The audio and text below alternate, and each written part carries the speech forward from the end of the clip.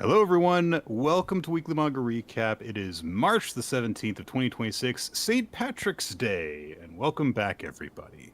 I am Nick here Hey, with Quinn. look at the Irish to you today. Hoy de Yeah, toy you're de toy. you're allowed to do that. So yeah, Yeah. Having parents that come, or like great parents that come from there, and I just think Catholic school gives you the right to, no matter what. Catholicism in general. Sure. Yeah, Catholicism in general just kind of gives you an in. Yeah, this is going to be our first episode in a little while. We did not record an episode last week because of some news, unfortunately, that I got, which was that my grandmother passed.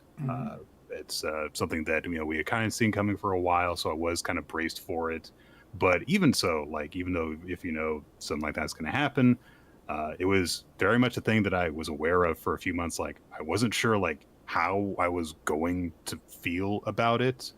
And to a degree, it's kind of a relief that I did have like a reaction that was enough that made me like want to not do the show, Yeah. if that makes sense. It was a thing where I actually was strongly considering like just pushing on and doing it anyway. And I was kind of like trying to prepare something in my mind of like I'm gonna need to like explain to people like how I'm doing as I do this, and like I kind of was equating it to like imagine you've got like a flat tire and you're in the car and it's just like I just need to kind of like just like I'm doing fine in the driver's seat, but the car all around me is like not really doing everything I want it to. That's kind of how I feel. And then I went, maybe I shouldn't do a comedy podcast while I'm in this state of mind. Yeah. Maybe I have the option to not do that. And so took a little break, took some time to process. It sucks, but that's, I'm back here and want to just, put a smile on my face as much as everybody else's. Yeah. So, yeah. Absolutely. And, we will have a little bit of an extended recap this week because we're going to be discussing the chapters that came out last week to a small degree, but in some cases, like Chainsaw Man, which I assume a lot of people kind of want to hear some thoughts on, those ones we'll probably talk about more directly. But for stuff like Hima-Ten and Someone Hertz, 2 chapters came out, so I don't know if we'll give 100% recap focused to all of those. But even without it, it's still a decently packed lineup that we'll get through in time. Yes. So this is going to serve as kind of the episode for March 10th and March 17th. We're not going to leave anything that has come out, completely unmentioned. But there are a few things that if it's kind of like minor in the grand scheme of things, that we're going to very much kind of just gloss over a bit. Yes. And there's going to be a little bit of glossing over even in Ichi the Witch. It was honestly like a big chapter last week because Descarus defeated Hitsugi, which I was kind of shocked that we actually got the full confirmation in this chapter. She full on acquired Hitsugi as a result of passing his trial. Concluded the trial of killing all of the corpses that he had summoned with Hitsugi as the final one. We see an emotional goodbye between Descarus and her brother Libro. She apologizes and says, hey, I got a feral kid to look after right now. And a big thing that is reminding her of her promise is the candy that Ichi gave her after going to the shops with Kamugi, which was very, very sweet. And the most badass snack crunch in a long time in manga. I was gonna say not since Candy Flurry or whatever it was has snacking on candy been so vital to a battle manga. And so she got out Iskandar and just shot the fuck out of Itsuki and acquired him. And, I was not calling that. Yeah, I was surprised that Hitsuki was not did not just get away to be a menace another day. But I guess that we did see the full extent of his trial play out. Yeah. No, not going to be any variations on it. It's like, nope, Descaris did it. There we go. And so now we are at 74th hunt of Ichi the Witch. Let's go home. So everyone has observed that Descaris has bested the trial. Jiki Shirane is watching everything through the mirror and is like, geez, she really is as badass as she talked herself up to be. But then, of course, Minerva starts going into labor, which was kind of like the thing that was happening even before all the fighting happened. Oh, right, this. Right. So they have to deal with all of that. Jiki Shirane starts tending to her, and Gokuraku is trying to get everyone to the lighthouse, but Ichi says, hey, guys, go on without me. I got to go and get Descaris. And they ask him, well, how are you going to do that? Because, it's going to be kind of hard for him to fly. But we cut over to Descaris at that point, and she is talking to, I just want to say Kizashi. I almost just called him the Akane magic, and that was it. He's not doing so well because he has still been warped by Hitsugi. That has not faded with Hitsugi being banished. And so Descaris goes over to him and says, hey, if I just leave you here, you're going to be warped out of existence and it'll destroy you. So instead, I'm going to kill you 100 times real quick and acquire you. If you want to resist, that's fine. But Kizashi just says, I don't know what I want to do. I'm really confused. And he bemoans the fact that, he always screws up and then realizes, oh, oops, that was a mistake, and I'm really tired of it, so maybe if I just let myself fade away, I won't have to think so much anymore. But also, I really don't want to die. And he says that when he was getting warped, when all that started, when Hitsugi stabbed him, he thought, if I die and go away forever, what Chrono asked me to do, that last request to protect the weak, goes away forever too. I don't want that. And I know it's too much to ask anymore. It's probably way too late. I just can't help it. I really want time. Oh, but he doesn't have time because Chrono's not there. Aww. It's poetic. So, it's, George Lucas. It rhymes. Ugh. So instead, he asks Descaris for time to think, which is why he asks her to acquire him. So he at least has time to figure things out. And Descaris is like, yeah, I was already going to do that. It's already kind of happening, dude. But hold still. This will hurt a lot. Just start stabbing him over and over again. Know that I don't take pleasure in this, despite the fact I am going to be smiling. Kizashi, while this is happening, flashes back to when he first encountered the Chrono Weaver magic, and who at first just completely dismissed his presence and is like, look, I already vaporized you, leave me alone, go away. But Kizashi countered by saying, yeah, well, I really like strong magics. It's because you did that I'm so interested in you. You're super strong, which means that we're friends. And my name's Octobomb, and I'm not going to leave until you tell me what your name is. What's your name? And Chrono Weaver told him his name at that point, and then he's like, yay, we're besties now. No, we're not. And of course, we know the result of how that turned out, which is the Chrono Weaver did in the end think that of Kizashi as his friend. Mm-hmm. And we cut into the present as Octobomb is getting killed really, really rapidly. And he says, maybe if I remember each time, one by one, what you said will start to make sense. Do you think I can ever really understand Chrono? But he gets stabbed when his counter is on 1, and Descaris says, think it over as much as you want inside the abyss. And she blows him apart and grabs his magic, which has suction cups all over it like an octopus tentacle. Yeah, it looks like a little meteorite almost. Yeah.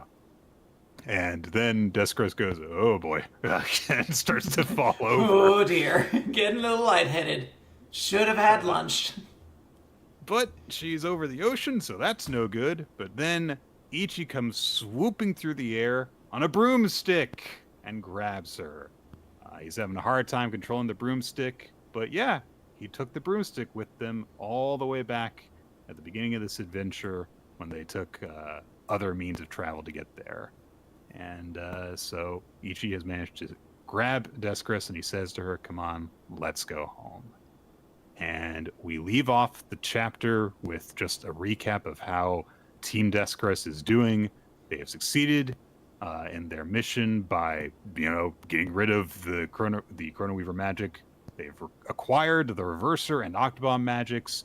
A lot of their team are injured and unconscious, and Minerva Madoka is in protective custody. Mission complete. And the last shot we see is the Chrono Weaver ship sinking into the ocean as the sun comes through the clouds finally. Yeah, so it looks like we've kind of hit a conclusion to the Chrono Weaver arc or Octobomb arc. I don't really know how we're labeling these arcs in a series quite yet, but this little story has pretty much come to an end here. Everyone's kind of unconscious or in labor right now, so Right. I imagine next time will be sort of the conclusion. All that. How did you feel, Nick, about this this arc's ending? I would say that this arc I would say it kind of like met my expectations going into it. Didn't, bounce, jump, didn't hurdle them Sure. as much as like some of the arcs of Ichi the Witch, like really, really exceeded expectations. But given that Ichi the Witch has been incredible in its first year or so, having an arc that just met expectations instead of exceeded them is fine by me. Yeah. I enjoyed this arc. I do think this final chapter here, it didn't have like a moment that was so amazing to like really like kind of crown the arc as a whole or something like that. It was a perfectly fine conclusion. It was enjoyable, and that's I guess kind of the feeling I have on the arc as a whole. I'm very curious to see what sort of the longer term implications of all this is going to be. This feels like a pretty big defeat for the World Hater Magic, where it's like, Yeah. one of my lieutenants and one of my potential lieutenants just got beat. I guess the Chrono Weaver magic is dead, but there's... They were planning on recruiting the Chrono Weaver if they Yeah. could, too. So that's like 3 different allies down for them. Yeah. So I will be very curious to see if there's any kind of blowback or anything like that coming soon. But I do think the arc was still very fun, and I liked how a large portion of it was just a chase away from something. Like it's just a fun visual to kind of have. Like half the arc was just took place over like the ocean, pretty much. So I don't know, Yeah, it's a cool good excuse setting. to split up the team and see the different members do different things. Yeah, exactly. So good stuff. All right. I should Okay. note, by the way, for everybody who's listening, I am not in my usual recording setup, so if the audio for me sounds different and you hear a lot of typing, I am using my boyfriend's computer and setup, which he has a mechanical keyboard. I can't really get around that. It's right below the mic. So, sorry about that. Well, let's move on from there to Blue Box, which is chapter 234. You're in the thick of it. The previous chapter, big thing was, there were 2 things. One was that Chuji, we saw, actually came across Taiki and didn't remember his name. Oh boy. And the other was that, we now know that Taiki is, like getting really serious about badminton. He's thinking of pursuing it when he goes to college.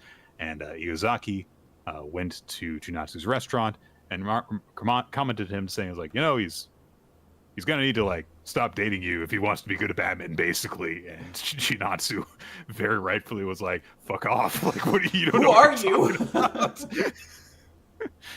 about?" And got really mad on Taiki's behalf, which was very sweet. Yes.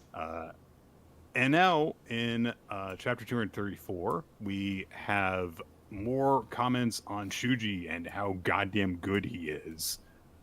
But Taiki is preparing for the prefectural qualifiers in earnest because he really, really, really wants to go to nationals.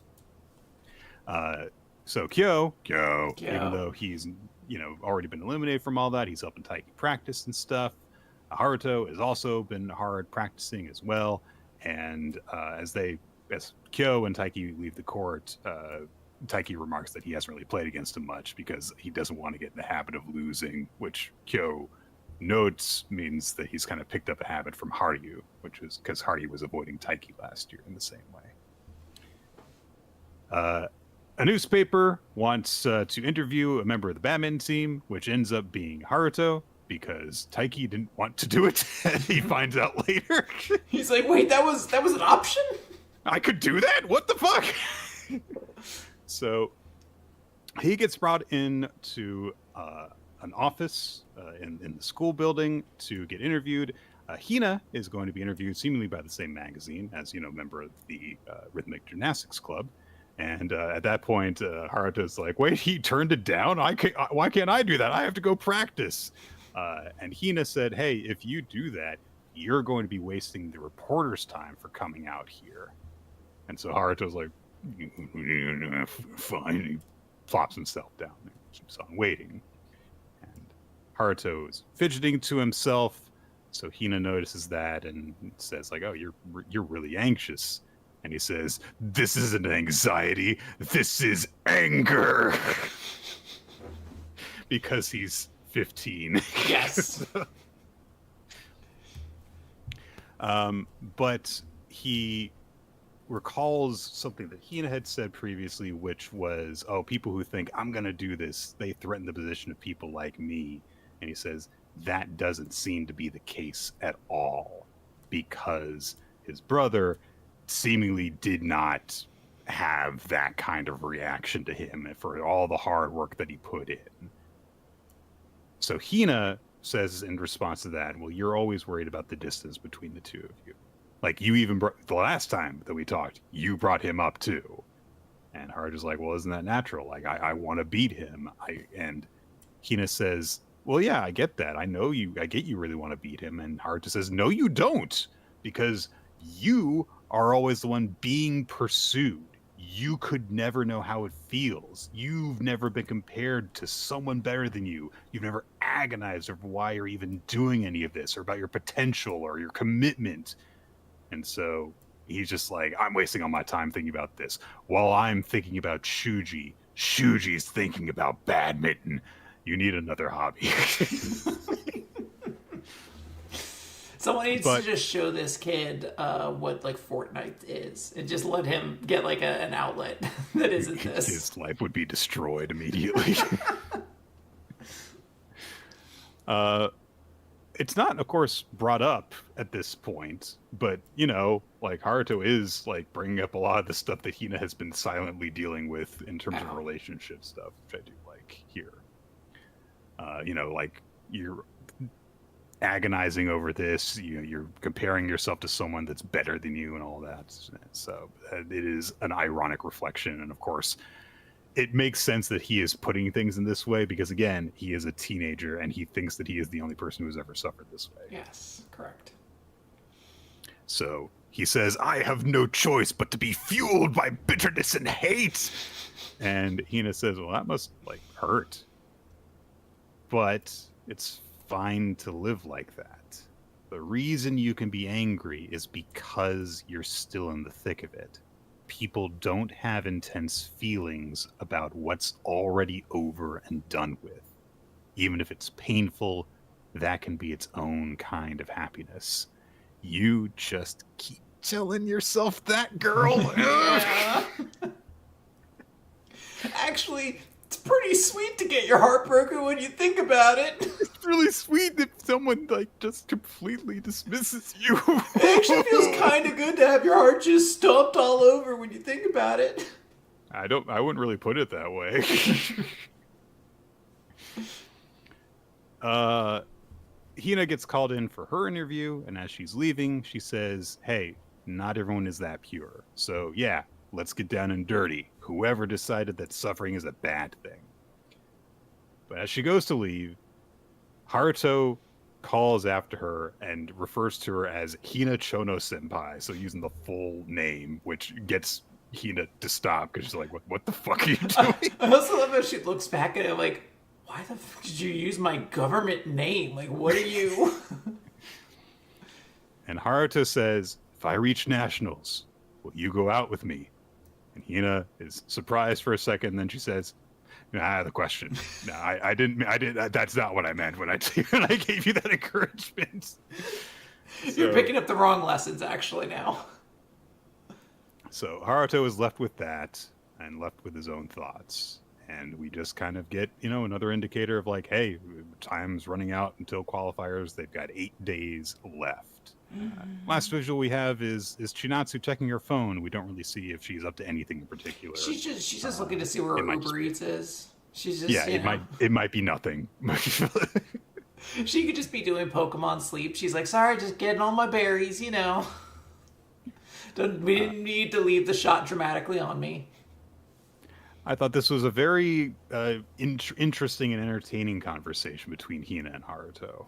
Yes. I liked, seeing, like, of course, everyone who is reading the series, and even if you don't, it's such a common thing of like, oh, of course, the angry Napoleon complex teenager thinks that he's got this unique anxiety and anger to him, and it's like, well, of course he doesn't. Of course he thinks that he does, though.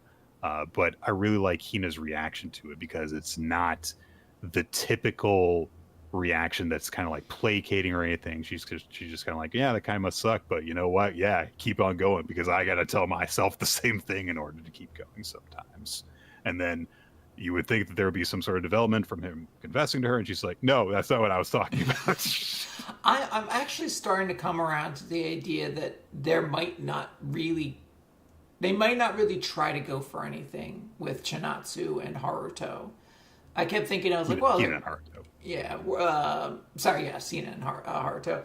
I was like, they're, very clearly like kind of shipping them together, or at least like creating the idea of them together. But the more it starts to like kind of happen, it really doesn't seem like Hina's actually all that interested in him. I think there's maybe still time for that to kind of develop, but I don't know, it's almost one of those chapters where I'm like, yeah, I mean, we know the type of guy that Hina likes. It's a Taiki-like guy.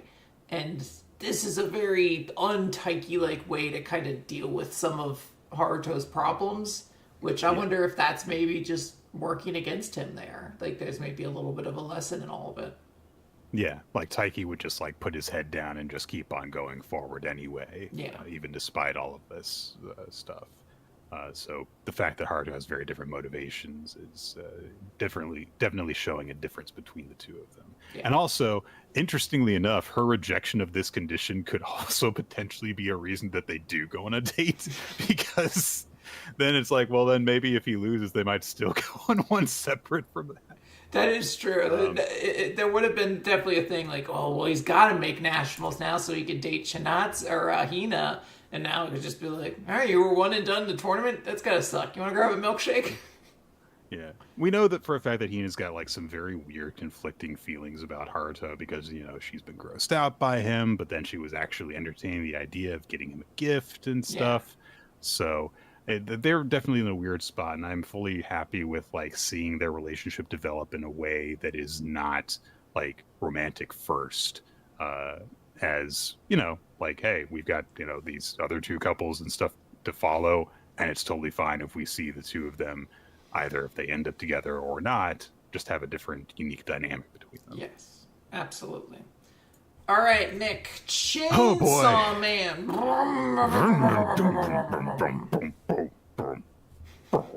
Oh, is the chainsaw running out of power?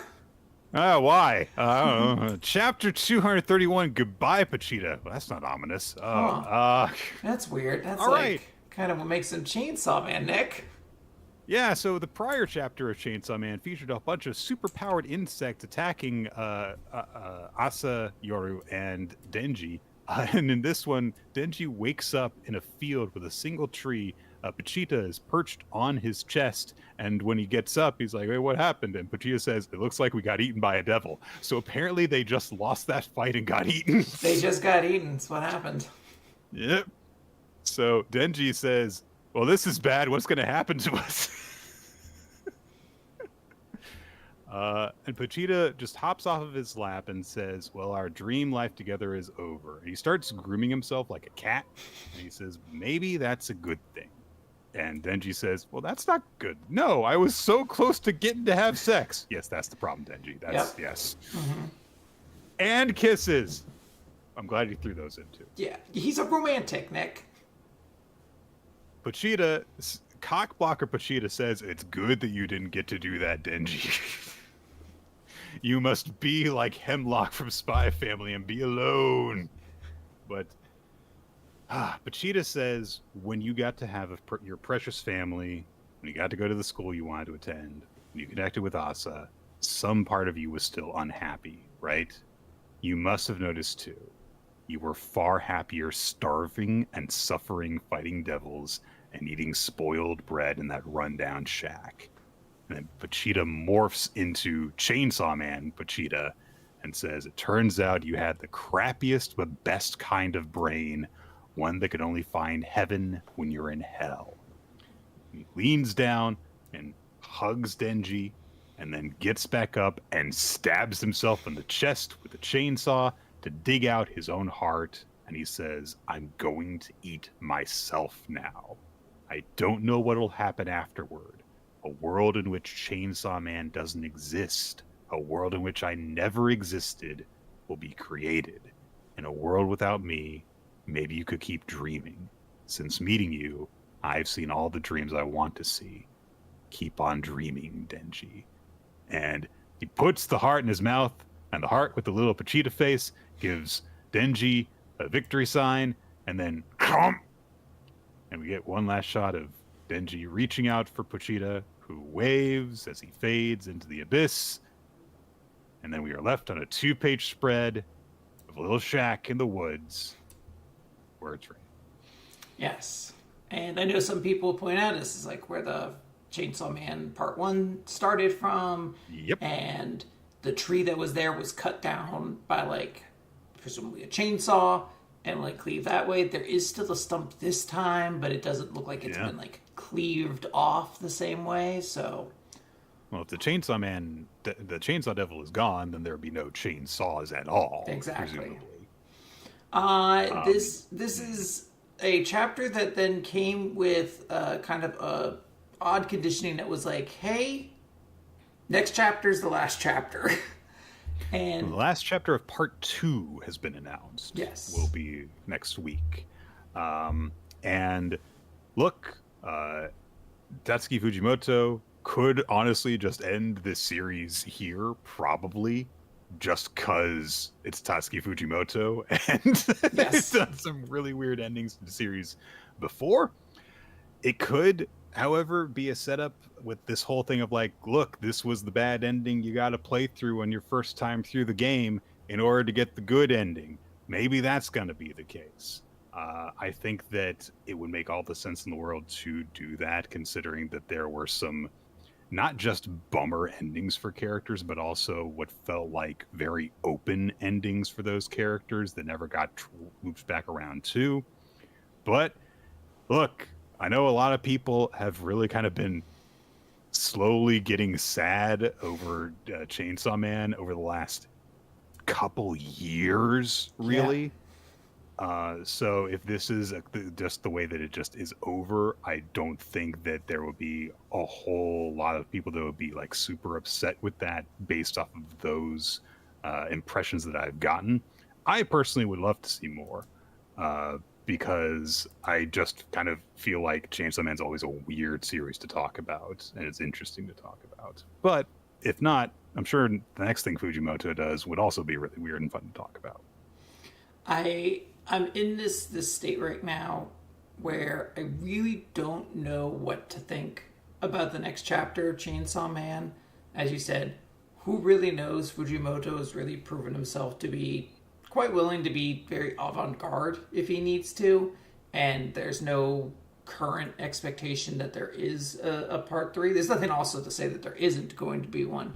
Right. But you know, next chapter could be just as much of like a, hey, here's a tease for what part 3 is going to be like, as it could be 27 straight pages of Denji having sex, as far as I know. Like, it's Fujimoto. I don't know what he's necessarily going to do, and I'm prepared for, I'm going to try to prepare for just about anything. But I will say I'm definitely kind of glad that part 2 is coming to an end. I've been kind of burning out on it, and I got reinvigorated a bit once this big fight started happening, and then very quickly found myself burning out again on it. So I'm excited to see what kind of conclusion we have. Yeah. All right, let's move on, Nick, to Dandadan. We have two chapters. Let's move Dandadan, yes. Yes, real quick, chapter 228, the old timers. We speak with that group of elderly folk who helped save Asa, and they tell about the Black Paladins, who are like 13 noble families, and they share an ideology of world conquest, and one of their members, Vlad, is going to be trying to become the strongest of all these 13 noble families. And specifically, the elderly folk also mentioned they're going to send someone strong to Seiko's place because they have to make a proper showing of the power of Yatagarasu. So, Nick, they're going to attack her next turn, and she won't be able to draw a card, and she doesn't have a way to get rid of Yatagarasu. I think that's just the game, right? Yeah, that's how it works. If you don't have like a grave trap or something like that, then yeah, it's a real broken ass combo, which is why every component of it was banned. Yeah. So yeah, good stuff. But hey, Nick, it's time for the date finally that we were promised we were going to get. I've seen so many contrasting reactions to this. I personally love the fuck out of it. Were people upset because we had like a bunch of very serious plot and now we're back to this stuff? It's a matter of like, because we're 230 chapters almost into this series, and the character relationships have very much had a reset placed on them. Yes. Which it's because like Momo had her memories erased and stuff. So there, and it bleeds into this week's chapter as well. Yes. The fact that like we've got Momo and Okarun again, like having misunderstandings and not getting together and stuff, and it's like, yeah. So the chapter does end with a group of, honestly, clan members. I don't really know. They look like the clan, unfortunately. Who note that in order to complete the fairy tale card, they need the adventures of Pinocchio, and our priority is the target who holds the power. And it zooms in on Okarun, which is interesting because he has no powers right now. So what would they take? Yeah, he's got the Ogre Club thing, and so that's a very interesting thing. Obviously, like there's like he's not being honest with his feelings, so it makes sense to make a comparison between him and Pinocchio right now. Mm-hmm. There is like I guess the Ogre Club thing has like gotten longer, like a nose has gotten longer. But it seems to be a very tepid comparison right now. Yes. Then again, Red Baron smoke power thing didn't seem to have any relation to Red Riding Hood. So yeah, there's a couple in there where you're like, sure, this is all symbolic. Right. This is chapter 229, honorable date time. Before we hit that chapter, I just want to draw attention. I love the 2-page spread of the of the team of 6 teenagers going on their quote unquote group date. I love that Kinta and Gigi are really, really enthusiastically doing their anime post thing. And Famola's just doing it too. She has no idea what's going on, but she's really happy about it. She's just happy to be a part of the group, and having a good time. And then I thought it was really funny that Kinta has his little chart of like, I think that maybe Vamo-chan also is in love with me. And he just like has this inflated feeling of how all the girls think of him for no reason. He has no reason. He's like, all the girls are into me. Like the lowest level is Ira, who is still at the level of more than friends. So. Oh, Kinta. So in this chapter, we start off, they're going on their date. They go to a penny store and they're talking about like how nostalgic it is. They can get penny candies there. And they see a like dinosaur picture, like poster on the wall. And Okarun just starts info dumping about it. And there's not going to be a dinosaur in this arc. 100% a dinosaur is showing up later. No dinosaurs. No.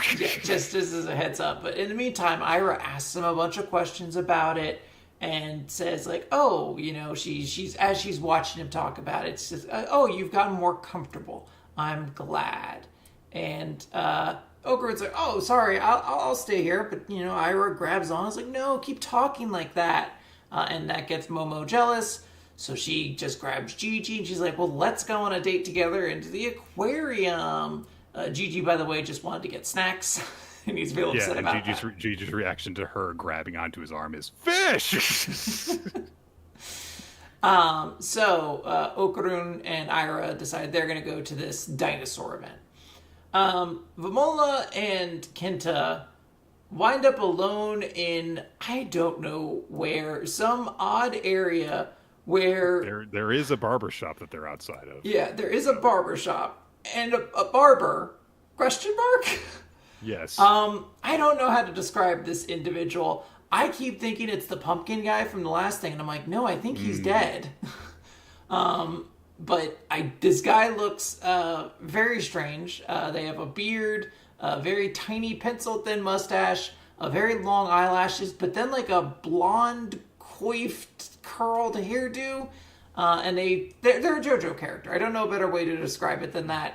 Their hair looks like a towel has been folded around onto itself. Yes. Like if you look at the way that like the lines of the hair go around, it looks like there are multiple folds in it that overlap each other. Yes. So it's very strange. Very, very strange. Vimolo and Kinta try to go walk away, but this individual keeps following, and particularly insulting Kinta's hairstyle as he does it, and is like, I think you should get your hair done. You have a weird haircut. You should get a haircut. And eventually, he's just doing it. He's just gonna get a haircut. I will allow you to cut my hair, but he notes, if you make it weird, I'll see you in court. Famola asks, oh, will you cut my hair too? And he's like, I don't care to cut yours. You can wait outside. How strange. And Momola does. She's sadly Poor standing Momola. outside. She has a little sound effect that says gloom because she's all alone. Kinta is demanding that she be respected and apologized to, but she hears a little flower song going, so she decides to walk over to get some takoyaki.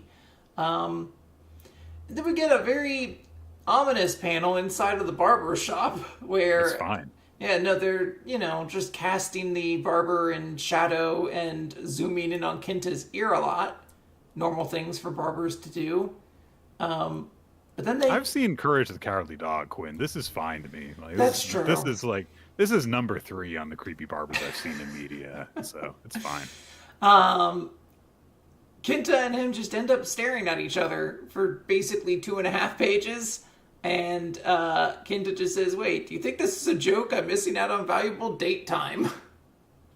Which, yeah, Yeah. he is.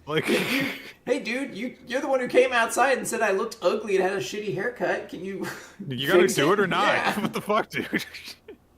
This is very strange.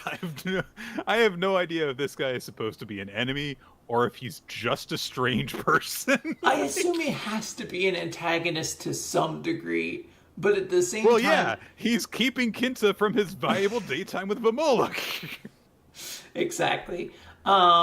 It's an oddity, but it is still a fun grouping of chapters. I'm excited to see what we got coming up, and it looks like we're setting up a couple things. Ira and Okarun off in a group, Kinta and Vimola in another one, and Gigi and Momo. Yeah. By the way, in terms of any actual indication of a romantic pairing between Vimola and Kinta, look, she gets along better with him than almost anyone does. So yeah, if someone has to be paired with him, it's fine if it's Vimola. She seems like she'd be okay. She doesn't seem to mind him. Yeah. So.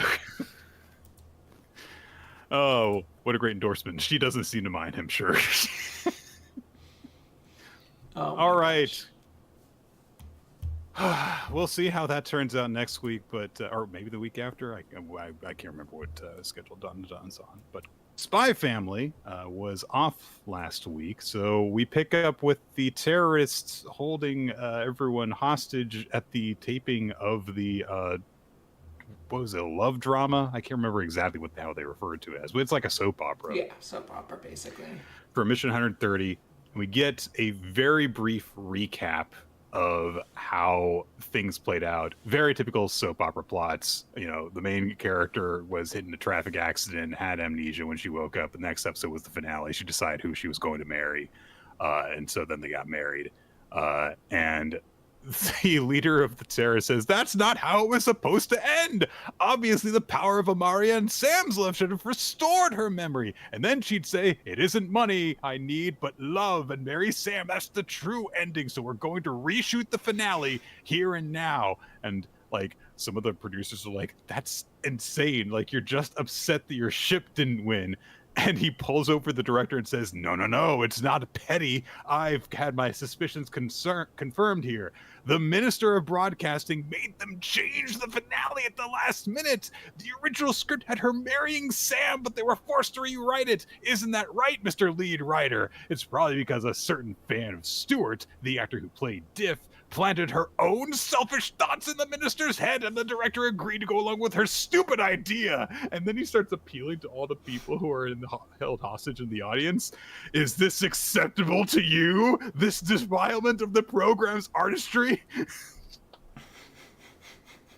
There needs to be a secret bonus episode of Stranger Things that's the good ending, Quinn." They gotta see that there's actually more. They don't understand. They're doing something crazy this time. I don't understand how people really got that sucked into that theory, because it was such a quick turn. I know that, but it was such a quick turnaround for them to all just be like, "Well, of course they're gonna release it on midnight on Tuesday or whatever." It was With the idea. No that it was, announcement. Yeah, it even was the though idea. they made Was such a big deal, like Christmas Day, Yeah. New Year's Day, like the idea of like a important days. stealth drop just on like January 3rd or whatever it was. Yeah, it was like, and honestly, I think that it was also a matter of like, okay, well, yes, there were problems with the finale. I'm not going to pretend there weren't, but it's not going to be fixed with more episodes, guys. Oh God. So it turns out that the terrorists actually had sympathizers within the production team. That's how they were able to actually make it through security, is that there were some people who were like, "Yeah, it is fucked up that our show got hijacked by this one person." And there are even people who are watching the broadcast on TV, like, yours coworker is watching stuff, and she's like, "I thought the same thing." And then Becky's watching it with Martha, and she's like, "So that's what happened? I thought it was so exciting they were willing to subvert expectations like that. What do you think, Martha?" And Martha says, "I think she should consider not marrying and living a life of independence." Martha's like, "I think she should have stayed alone. That's actually the best way to do it. No one needs a man." Which is the funniest part of this very goofy chapter to me. So. Yeah. And they've gotten all these actors from the show, too. They managed to round up almost everyone who was in it. And a lot of the actors are like, "You know what? We didn't like how the show ended either. Yeah, we'll help you." It was just fine with doing I love the idea that like they could have got together the Game of Thrones cast under like threat of terrorism, but then be like, "Hey, we're gonna remake the show. We're gonna remake the final episode." Everyone's like, "Yeah, I'm on board. Like, let's do it." Like Lena Headey and the guy who played Braun. the two actors that famously like don't like each other are just Yeah. like, "Yes, we'll put aside our We'll do differences it." for the sake of the good ending." There's a good ending of this show now. Oh yeah, we'll do it. But the guy ends up like, "Look, there's a risk that the government would view this as public uprising, so we need to make sure that we do this right. We can't pre-record the finale. We will perform it live on air, so we can't have any major blunders while the cameras are rolling." And of course, a lot of people are like, "Oh, that's absurd." But the actors are like, "All of us used to be stage actors, so that's fine. We're good with this too." And like all the actors get in with some of the terrorists are like, "Yeah, let's do this." All hands in the middle. On three, and 1, 2, 3, terrorism. And like the police are watching this and they're like, "What do we do? Are we going to stop this? What do we do?" So they're starting to shoot some of the scenes. Lloyd is nearly brought in to be an extra at the airport, so he's like, "I can't let myself be captured on film."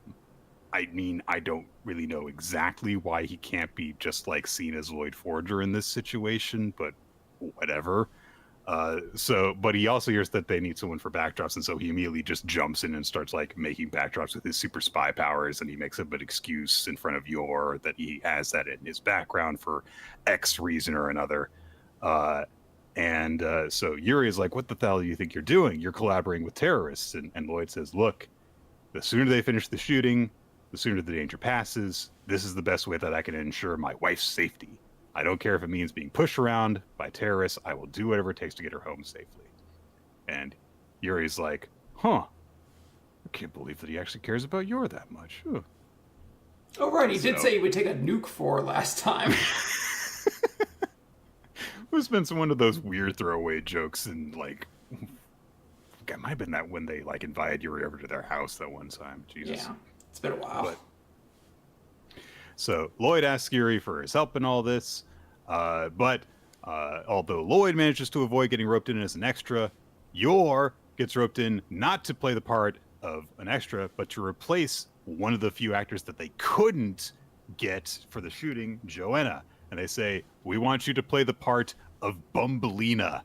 Yes, that is her name. That is the character's name.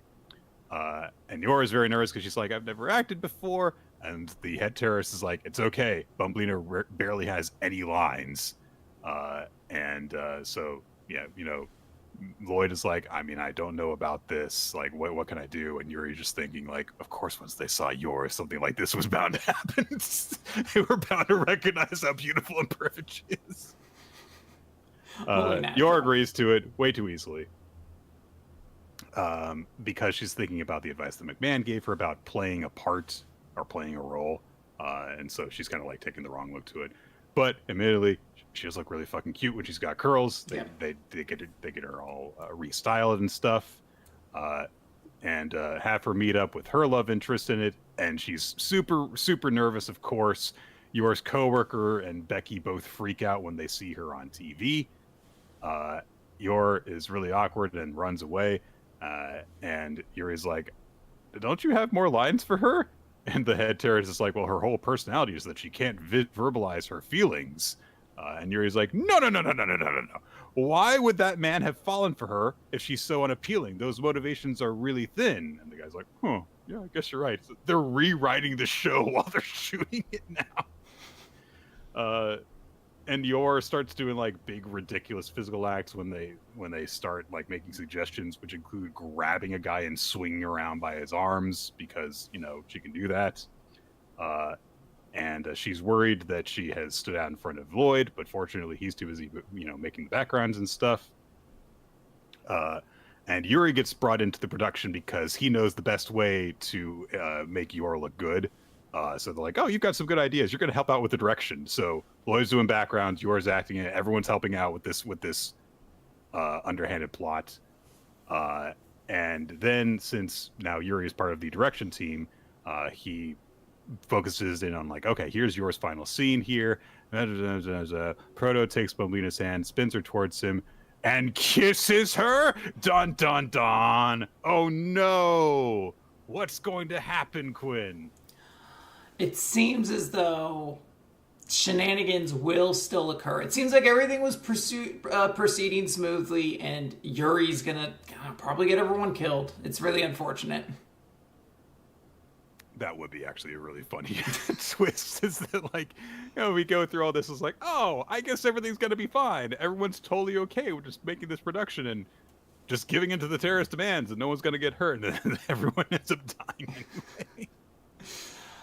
This is a fun arc though. It's interesting. I just recently rewatched the bus arc with my boyfriend and a friend of his during watching like an anime day, and it's very amusing seeing, like, because I've now seen that and the war arc and everything, but seeing his friend's reaction at the time was like, this arc's kind of serious. Like, this is really like.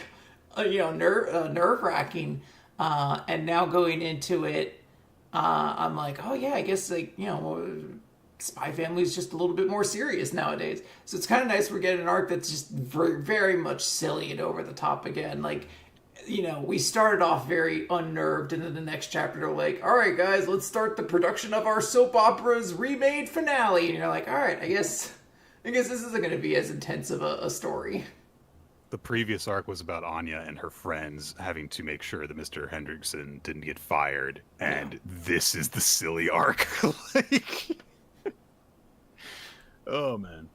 Yes, but All right. good arc or good story we're getting, and I'm excited for the next chapter. Yes. Uh, Hima-Ten, Chapter 82, aka Hima 82. Uh, Last time there was just kind of like a lot of just sort of catch up between Kanai, Honoka, and Iamori. Not like honestly a lot of stuff that really felt impactful outside of just kind of like reiterating the stakes. But now we've got number 82, Ready Kana, because yes, Kana is on the front cover of this chapter. Is she going to be in the chapter itself? We'll see. But Iamori catches up with Himari, says that he's going to go over to Honoka's house for a study session. So, yeah, that's kind of changing plans between them and meeting with Tsubone and all the, like, handling the viral picture and stuff. While they're talking, he checks in with Himari about how her allergies are doing, if she's keeping up with chores and stuff. And Himari's like, I'm doing the best I can. I mean, I doing it by myself does make me really grateful that I had you to help out. So yeah, she's doing her best though. Before they part, Iamori says one more thing. It's about Kana, and Kana shows up. Oh my god, Kana's finally in the manga again. Quinn. Are we excited though? Like,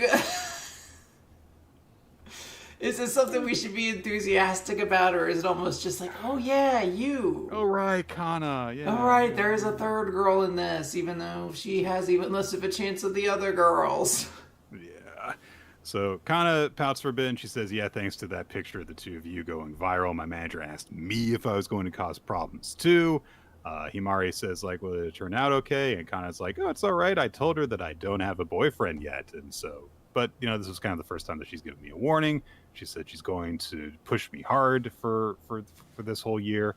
Then Iamori says, she's like, really going to kinda... increase the amount of boob photos I have to take. She's really... Even more! She's really stressing. She's like, more cheesecake, more things. More things!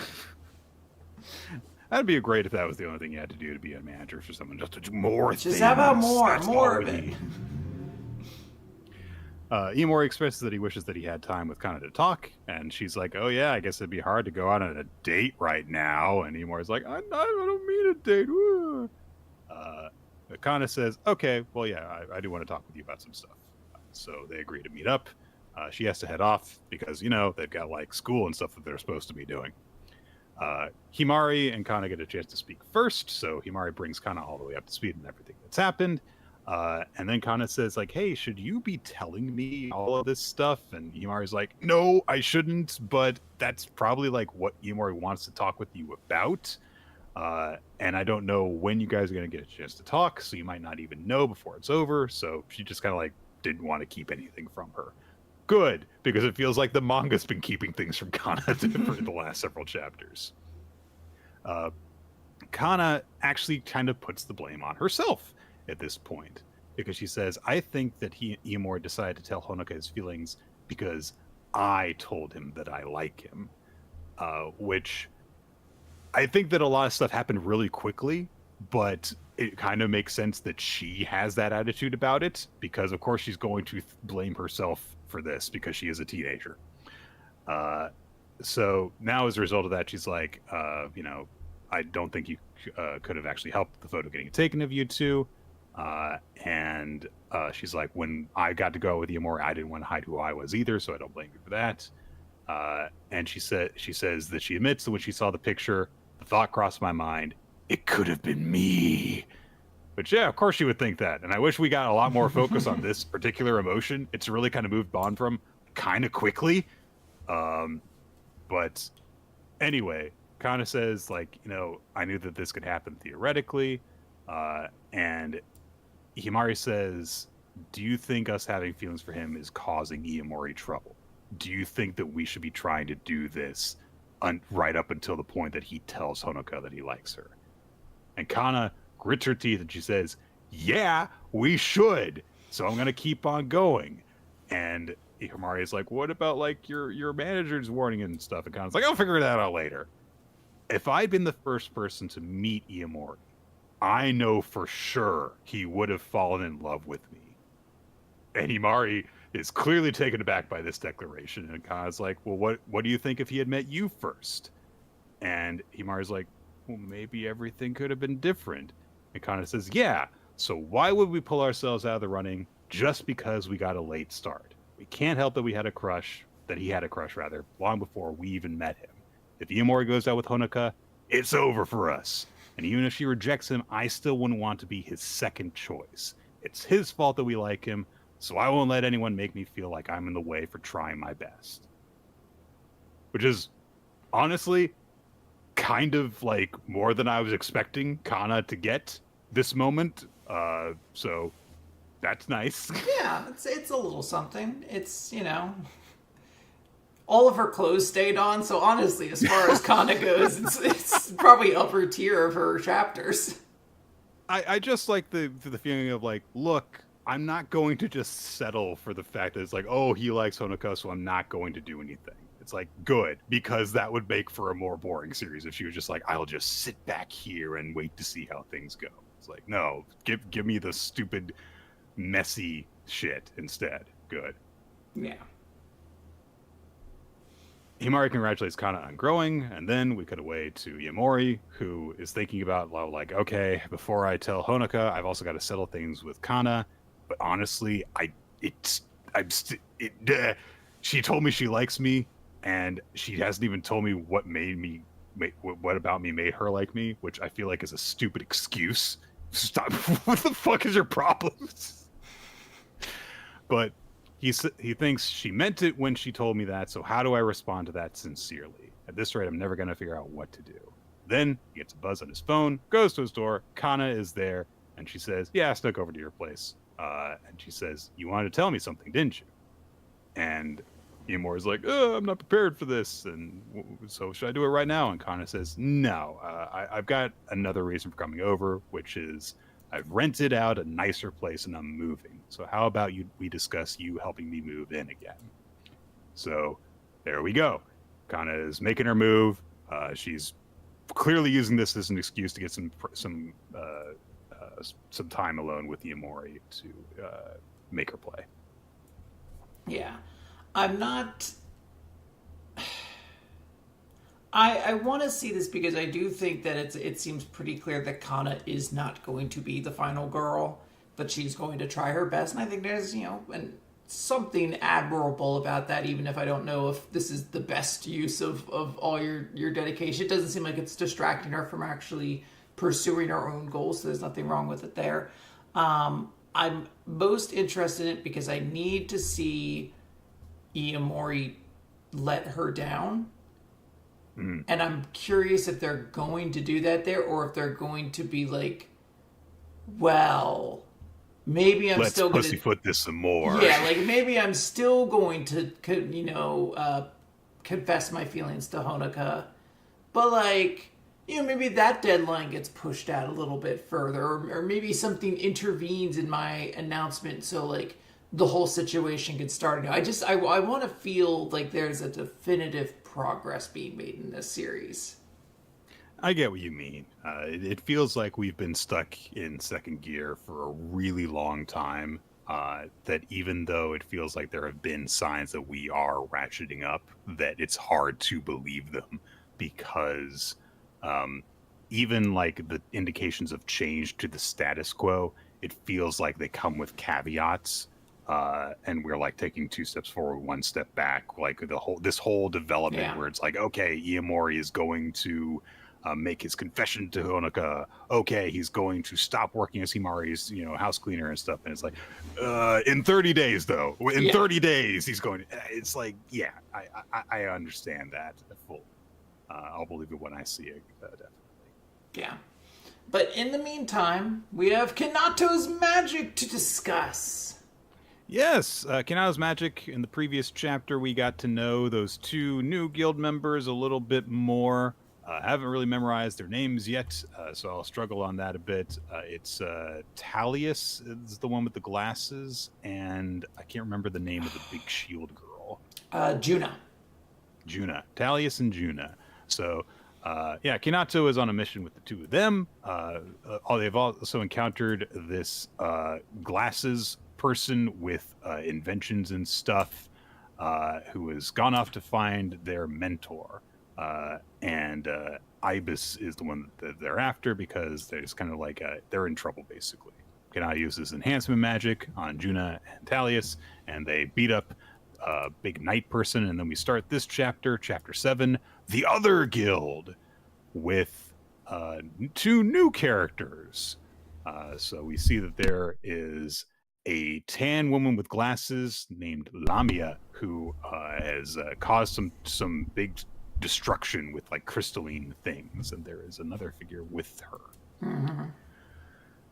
So we recap, what happened in the previous chapter at the end with the fight. Kinato gets some compliments for his power-ups and helping them to dispatch some of these suits of armor.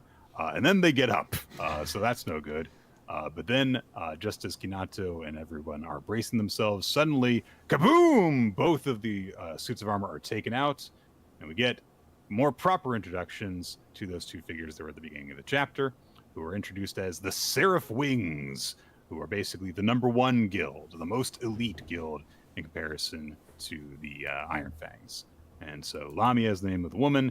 Zio is the name of this kind of young guy who broke his sword while he was taking out a suit of armor and is completely distracted by that for a bit. Yes.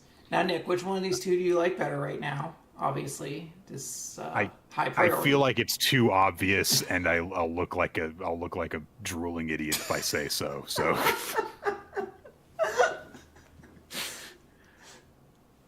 I mean, come on. Nick. We all know you love characters with lightning powers. You can pick him. It's fine.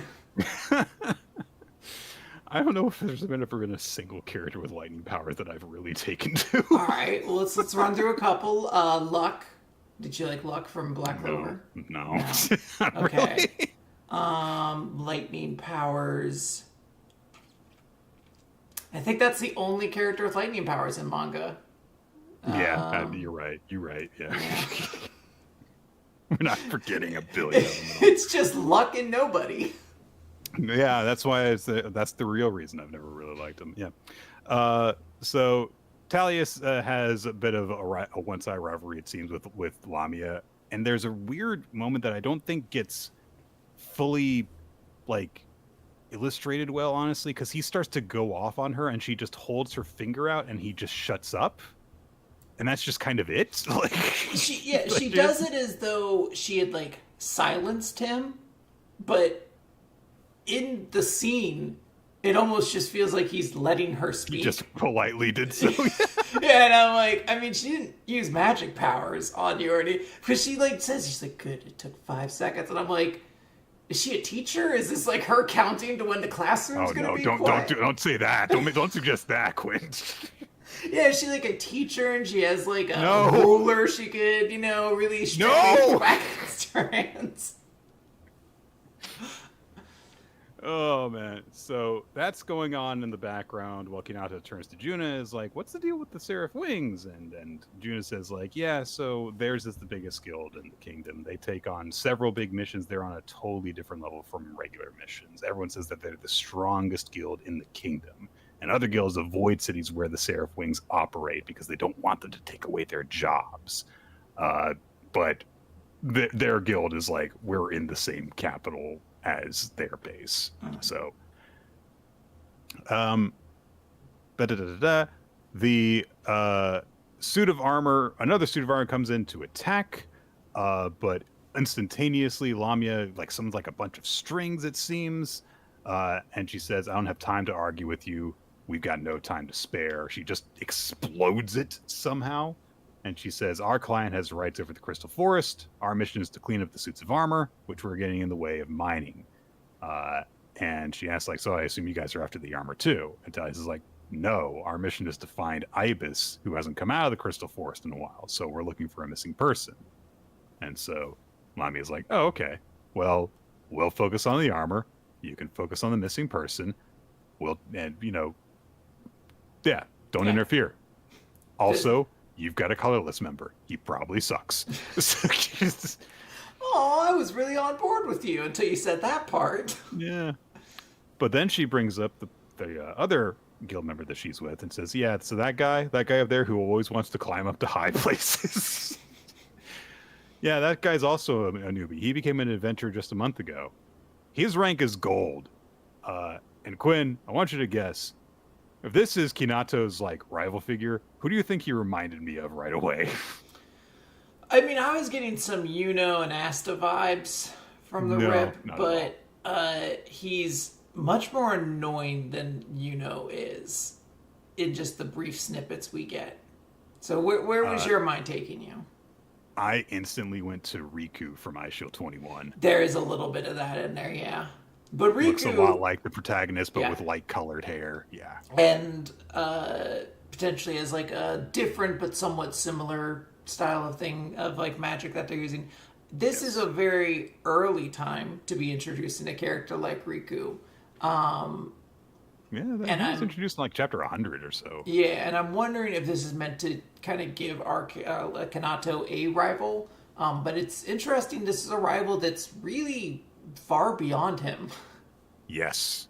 Already ranked gold, and not even like a matter of like, oh, he started off way ahead of you. No, he started a month ago. Yeah, so. and they name drop another, proper noun to this universe, the Regalia, one destined to stand above all adventurers. The Cross Paladin. Yeah. So Dalius is like, all right, we got a mission to do. Lamia's like, yes, please hurry. I'm sick of looking at you. So they do go their separate ways because they're operating in different regards. So as they go off, however, the little goggles person whose name I haven't memorized says, those were actually originally magical gadgets that Ibis made, and I saw them mess up occasionally when they were helping out, but they never attacked anyone.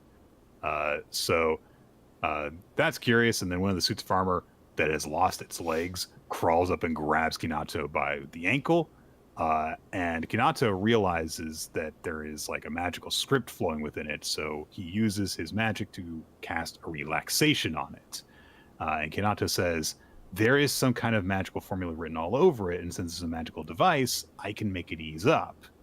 And then the suit of armor, still missing its legs, hops back, and then goes, oh, you found me in quite an embarrassing position. And so, they decide to just take it with them, and Talius is like hauling it around on his back like it's C-3PO. And so he says, oh, we have been programmed to chase away visitors, and I apologize.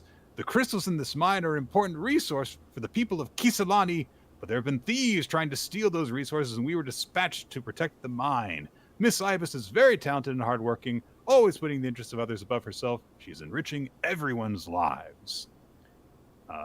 And said the apprentice of Ibis notes like, oh, there's like notes here about like all these people who are having these little problems. And the suit of armor says like, yes, those are all the little problems that the townspeople were having, along with ways to solve their problems. And Miss Ibis was always trying to develop magical gadgets that could help everyone. So Kinato asks if the suit of armor knows where Ibis is, and the suit of armor says, well, I'm moving due to a magical formula, so I can feel the connection to her, but not her precise location.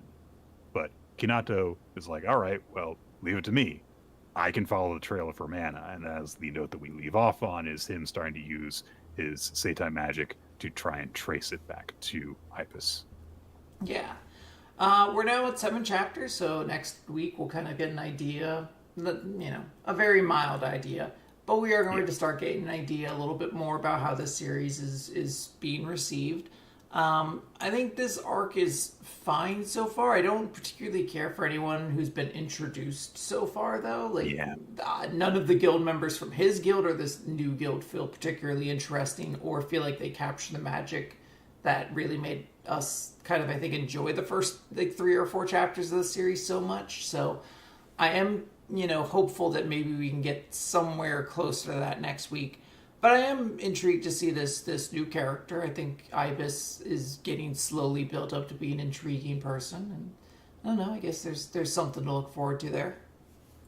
I just want to go back to where Lene is. Yeah, I really. It's a shame she like. Can she get like a bazooka arm? Could she start coming along in adventures? She'd be so crazy with a bazooka arm. That's like that meme of like, Lord of the Rings, and then like a way bigger book, Lord of the Rings, if Merry and Pippin had a gun. It's bigger, as though they start more problems than they solve. Yes, exactly.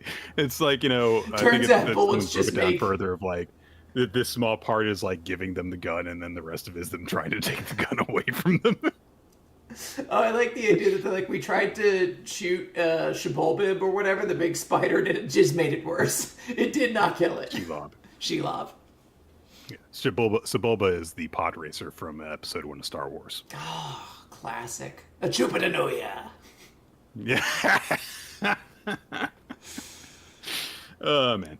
All right. So someone hurts. We last chapter was a thing where Mizuo and Mime helped out with like a festival that the midnight thing was like a part of, and Mizuo dressed up as the mascot Midran, and there was a cute moment because she nearly tripped and Mime caught her, and so she was blushing when the head of the mascot costume came off. It was cute. Yes. Chapter 25. What do you think? Which features a shot of Mizuo. The prompt is a tiny kurage using a leaf for an umbrella, like a korpukure, and yeah, it's very cute. She's using a leaf as an umbrella, and she's all tiny. Yep, very adorable. Mizuo and Mime are keeping contact with each other while they're going through summer vacation, which is nice. They're just talking on the phone while Mime is like working on his summer homework and is finishing it up already. And he's like, yeah, I'm still gonna like self-study though. And Mizuo says, you're pushing it way too far. Do you do parkour? Completely unrelated, it feels like. But yeah, Mime says that like he's got a lot of motivation on things to work on for summer break, including like, hey, this is a chance to catch up with listeners who don't have school, because I don't have to worry about doing school stuff. And then we get the prompt, which is a summer festival filled with impatient people. Quinn, do you have one for that? What was the thing again?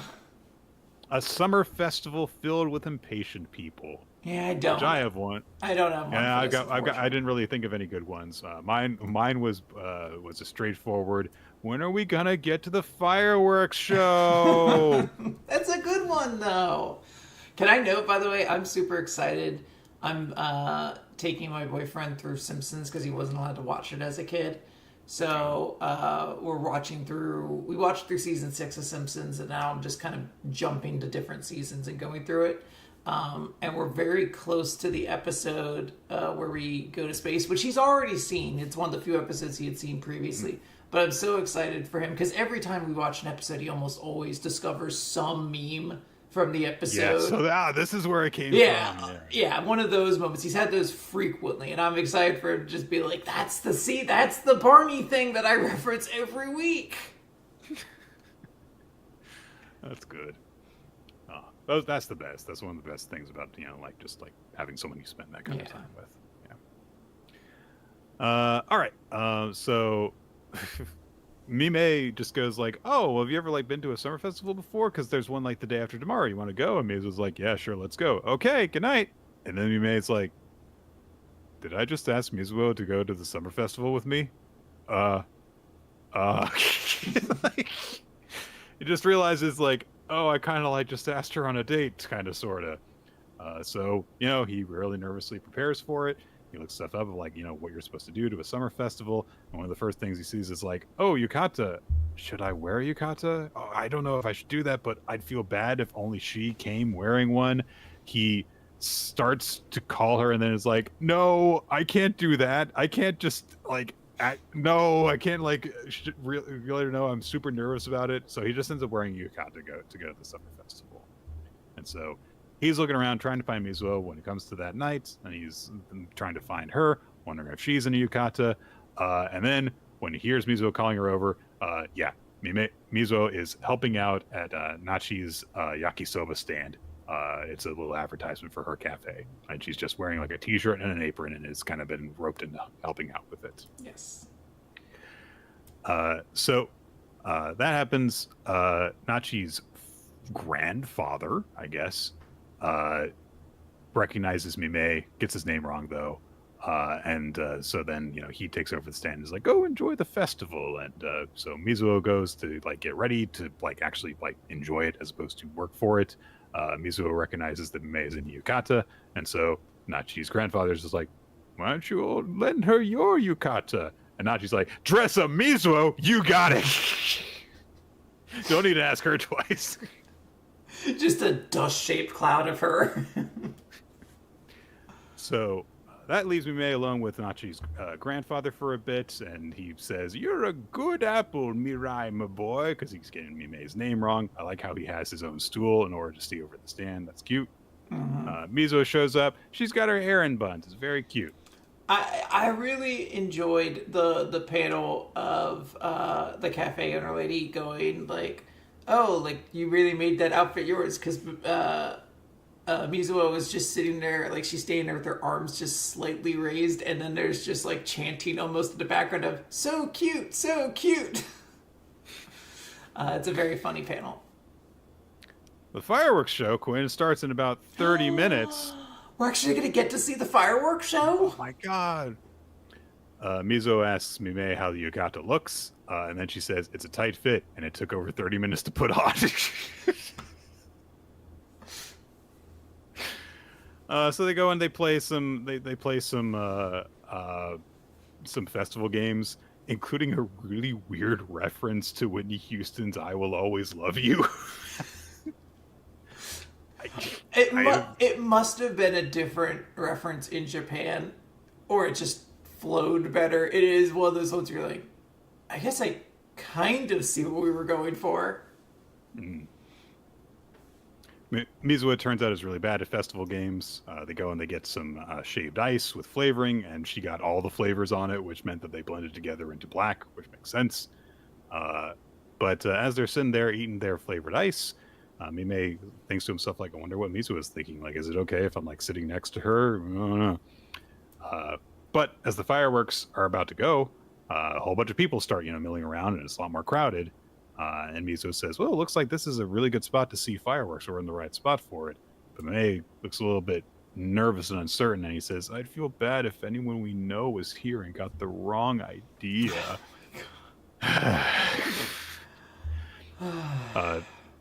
They spot a couple people that they mistake for Mizuho's friends, and I do like that both of them like try and go, try and hide their faces. It's not just Mime, it's also Mizuho, so that's nice. But turns out it's not them.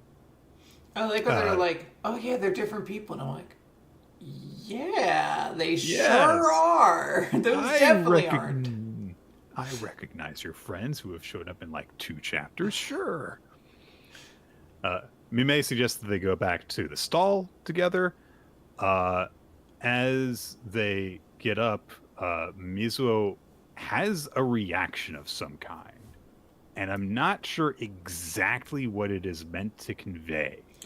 But she's about to say something clearly, because she has like a dramatic moment. She gets up and turns to look at Mime, and she goes, hey, Mime. And then the crowd immediately sweeps her up and starts to carry off this, 70-pound girl. Yeah. So doesn't get to say whatever she was thinking. And there is a very funny little moment where Mime dramatically tries to reach out to her to grab her hand and ends up grabbing the grandfather's hand. He's also there, too. And that guy's like, oh, you saved me. My hero. Mizuho gets swept off. Mime's sandal breaks and he trips, and Mizuho is dragged off by the crowd, and she goes, forget me and look ahead of you. And Mime's like, you are ahead of me, though. And that's the end of our chapter. So we end on a cliffhanger that's kind of like deliberately taking the piss out of itself, which I appreciate. Yeah. I don't fully get the end. I had the same thing you did with that one page where I was like, is she going to try to tell him to avoid stepping on a crack? Is it like some like, not urban, like superstition kind of thing? And we don't really get a full detail before she's pulled away, but I have to like the only thing that's really in the view of her is the ground and that crack, where like a little bit of plant life is starting to grow up. I don't know. Yeah, so like, I could think that it's one of those things where it's going to turn out to be either she was going to say something very dramatic in response to Mime, saying that they should go to the stall together, like, oh, but I don't want to be, I want to be alone with you, or it's a fake out and she's going to say something goofy, Yeah. or she was going to say something dramatic and she second guesses it after some time has passed. So it's one of the things that can play it a lot of different ways. But yeah, very odd, but kind of still fitting tonally wise for this series. Absolutely. All right. Ultimate Exorcist Kiyoshi, Nick, had an exciting chapter where Sosuke fought Helzagaga, but unfortunately, I think we have to discuss more the new chapter. Yeah, there was a big, huge thing where Sosuke utilized his Ouroboros technique to basically coat Gaga in mist, and it destroyed his pathways for his precept power, which meant that then they just punched each other until Gaga fell over. So Sosuke wins. Hooray! He wins with a headbutt at the end of everything, which seems like a bad move for a guy with glasses to do, but it worked out for him. Yeah. If you do it hard enough, I guess it doesn't matter. Chapter 84, Goro Shishido versus Helzabobo. We pick things up at the end of the fight between Sosuke and Gaga, as Gaga does not get up. Sosuke wins and has to react afterwards, and he slumps over because he did really get beaten up. Shuten is worried about him, but then he says, I can't believe you saved me. You really did turn out to be my trump card. And Sosuke's like, what do you mean you really did? What the? Sosuke admits that it only really paid off because he acted out of pure desperation. He says, if you told me to do that again, I'm not convinced that I could. I got lucky he wasn't taking me too seriously. Gaga ain't dead, though, and he's trying to press himself up. And he's like, I can't lose. I won't accept it. But Sosuke looks at him, and immediately Gaga goes, your glasses are scary. So he's been traumatized because Sosuke kicked his ass so hard. It's also worth noting his nose is fucked up. Like, it is... It's internal. It is a lightning bolt now. It is so zigzagged.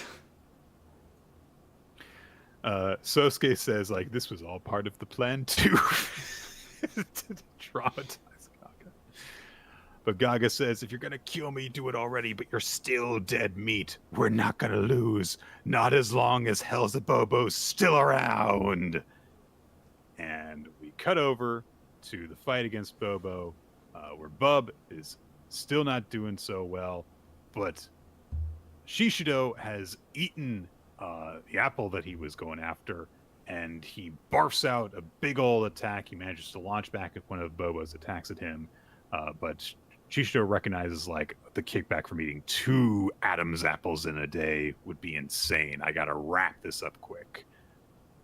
So, yeah, Bobo is having a bit of trouble dealing with the fact that Shishido's gotten this power up.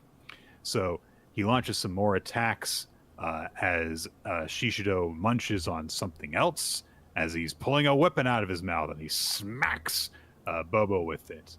More exchanges of blows. We don't really ever see the weapon that he pulled out, actually. Yeah, I don't think we ever see it. Yeah. But eventually, as Shishido is vomiting an attack at Bobo, he gets slammed into the wall so hard that the entire tower that they're in shakes. And Bobo says, "You're pretty strong for a geek." And Shishido says, "Are you calling standing an idol geeky? That's a totally outdated stereotype." I don't know that he knows that about you. Everyone knows, right? Don't they just take a look at them and they're like, he's one of those anime stan girls or whatever. It's. I bet his whole Twitter page is full of it. Bobo refers to Shishido's obsession with idols as disgusting, and Shishido says, "You don't know anything. Idols are symbols of love and peace. At a live show, it's all one unbroken ring with nothing separating the people. There's no fighting. Just a space filled with love. Ain't that wonderful? I'll have to take you to one sometime. Bobo says, that truly is wonderful. It's a difference in perspective. If love and peace are to reign, weaklings cannot be allowed to exist. They're the ones at the root of all sadness. In forming bonds with them, you now stand to lose them. Imagine if every ant in a colony was your best friend. It would be too much to bear. That's why I'll wipe them all out. There will be no one left who can be sad. Do you get it? This massacre is my path to love and peace. Well, you're crazy, so cool. I appreciate, though, that he has some kind of real philosophy. It gives him something to work off of, even if it's a kind of limited thing. Like, it's very clear where he and Kiyoshi will bounce off of each other, but, like, it is at least something. Shishido eats his damage again to heal himself, and he says, you know what, that doesn't make any sense, but I believe in you, and I'll make sure that ideology becomes nothing but a dark chapter in your history someday. For that to happen, I've got to make you understand the pain you've inflicted on others. Tells Bobo, I love you. And then he declares, Teen Spirit! And he makes a circle with his hand, launches an anarchy symbol through it that turns into a cross as it penetrates Bobo. I don't know how all these fit together. You don't really have to think about it too hard. It's an A, it becomes a cross. Is there symbolism there? Who knows? It's just art.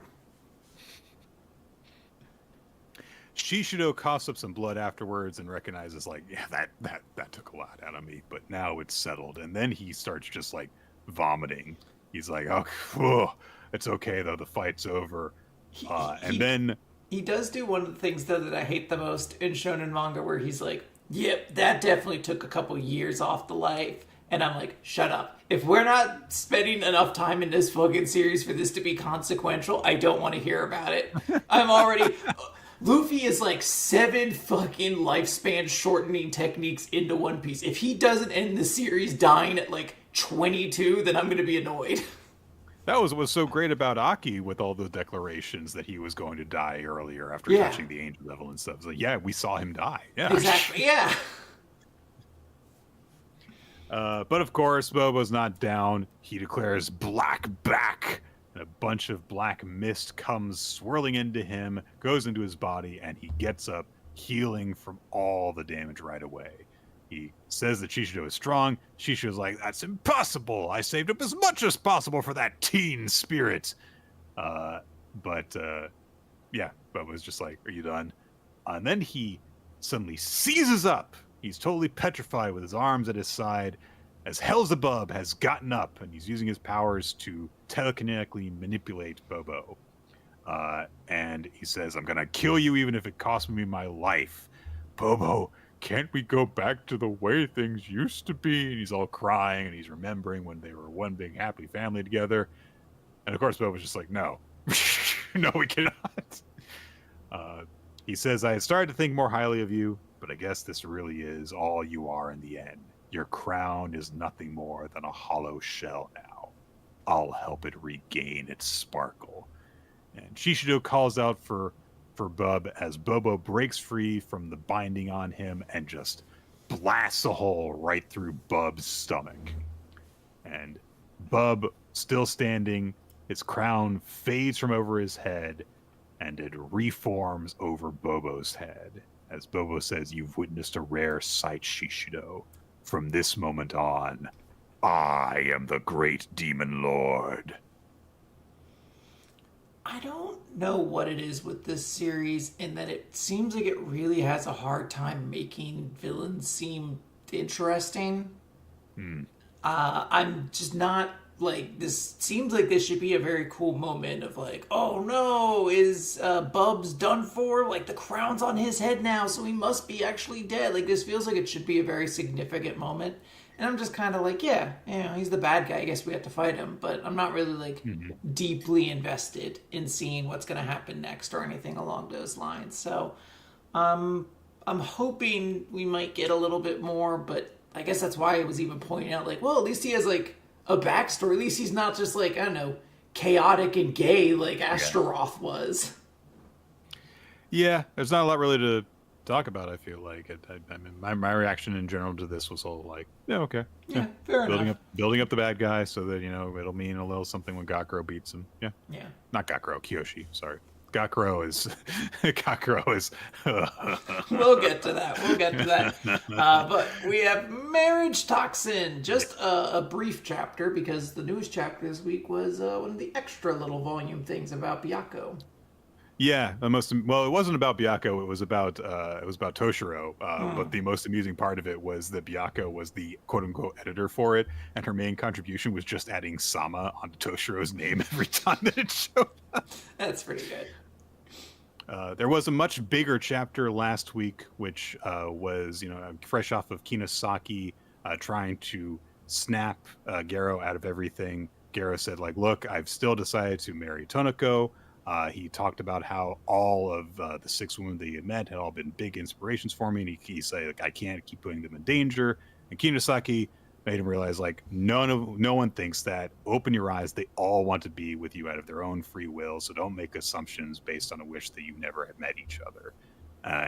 So in a big moment, like, Kinasaki asked Garo to tear down all the fetters that bind you, gave him a big smile, and said, you have to crawl back up no matter what adversity you face. Do that, and I will see to it you have the greatest marriage ever. And said, like, you can rise above everyone in your way. With me by your side, there's nothing to it. And bunch of big visuals, like, Garo imagining like a path into darkness that he is determinedly heading down, sees a path of light stretching out behind him, walks away from it until Kinasaki reaches out and grabs him, and they both run back together the other way. And then Garo saved Kinasaki from being attacked. Yay, big dramatic moment, as now he's facing off against Tonoko and they're smiling at each other. It's nice. Yeah.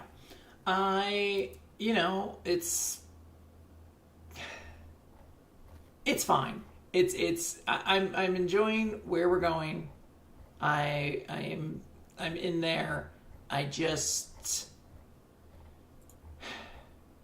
not quite vibing with this arc. I really want to, and I just haven't, unfortunately.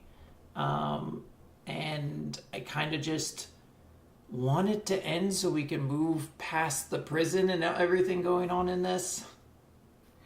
I do feel as though it's a letdown from some of the arcs that we've had leading up to it. Yeah. Like, it feels like this should be a much bigger deal. It's just not quite sticking the landing after a lot of a really good buildup. Like, we've had, like, a nice emotional moment here, but I get what you mean. I like it, kind of like in isolation all by itself, but knowing the context immediately surrounding it. It's like, yeah, okay. Yeah. Maybe, like, if there had been more involvement from some of the other characters central to this, a lot of people have pointed out, it's like, it feels really weird that we've got, like, this whole thing where it's like, all the girls have made him realize so much, and it's like, what about that girl right there? Do anything? What did the one girl do? I don't really remember her contributions that much. Yeah, because it's Hima, right? I think it's her name. I think so. I don't.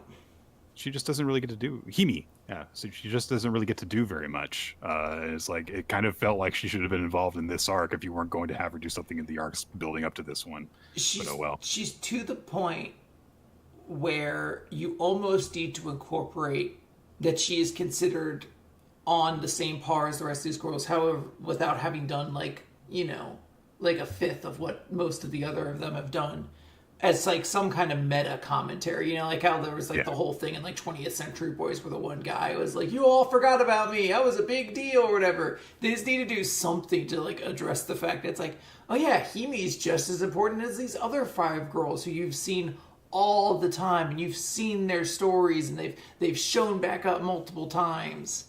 She just and the problem something. isn't just that she's a non-combat character, because we've seen that that's not like the issue. Like, we've seen that can be something that, like, characters that are in Garo's life can do and still be heavily involved in stuff. Yes. So it's frustrating. It is. Because it feels disingenuous when you put all 6 of them together and are like, all 6 of them mean so much to me. Now, thankfully, we're going to be moving to something that's not frustrating or disappointing at all, Nick. Well, no, because I have no expectations of new Exorcists. Yeah, so chapter 137, an opening! There was fighting in the previous chapter between Soranaki and Gakuro. That's it. That's all that matters. Like, Gekka started getting involved in it because, like, her spirit is awakening and stuff and is helping Gakuro now. You get a flashback between Gekka and Gakuro to when they would, like, spar together and stuff, and Gekka says the chapter title before the chapter title actually happens by her going, an opening! And she, attacked, and it didn't work because she attacked someone from behind. Yeah, can you believe that? What I love is his defense is just to flex his shoulder blades really tightly to catch the sword, but it really does just highlight no one ever can win by striking someone from the back in this series. Like, it's not like he says you're really good at capturing backs, and it's like, is she? Everyone does this. Everyone does it, and it doesn't work. Like, what are you complimenting? You're like, I really appreciated your avant-garde way to attack me from behind and not accomplish anything. Like, I need to, like, actually put this to the test and actually go back and just scan New Exorcist for this combat move and see how many times it happens, because it feels like it happens constantly. It really does. That would require this is like this whole this series, is like though. This is like the Prince of Tennis of this stage of my life. Like, it's bad, but I can't stop. I need to digest more of it. I need to numberize it. I need more. It's awful. I need more. It's awful. Yeah. So, anyways, that's Gekka being frustrated that she can't get that up on Soranaki. But then she again goes, an opening! And then Soranaki realizes there's no mistake. This way this kid moves is, of course, it's happening with Gakuro in the present. It's identical to Gekka. And so Gakuro tries to do the same thing that happened between Gekka and Soranaki. And now Soranaki realizes that Gekka is helping out Gakuro as, like, her spirit appears to him and says, I'll train you. You're the only one who can see or hear me. Take mental notes so you don't forget. But Soranaki's like, that's fine. More thunderbolt laser thingies. And so Gekka says, hey, don't worry. Relax your shoulders. My power's essence is that it lets me read my opponent's movement as if I were the opponent. There are expressions in my opponent's fingertips. The pulsing in their muscles has a will. You should be able to tell for yourself now. Go. And this is illustrated with a grid line pattern thing, which, again, is not the first time this has been done, so I don't know why this is presented as a unique ability. It needs to have a unique presentation. Come on, this is basic shonen battle shit. So Gakuro darts through all of the thunderbolt lasers, which Soranaki just, shoots faster. That's his main plan. But one of them is coming up on Gakuro, and so Gekka's like, it's all right, just go. And he just cuts it in half anyway.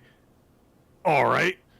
But Gekka says, like, see, he's got weak blasts that prioritize quantity and speed, which should be easy for your current hollow weapon to cut. Yeah, that's all. So, anyway, Gakuro goes surfing in on his sword to attack Soranaki, and Soranaki's like, fine, I'll strip this evolution from you.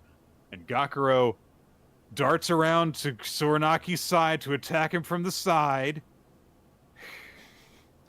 Then when he goes to strike, however, the hollow weapon, the sword, is gone. And so Saranaki's like, what the hell?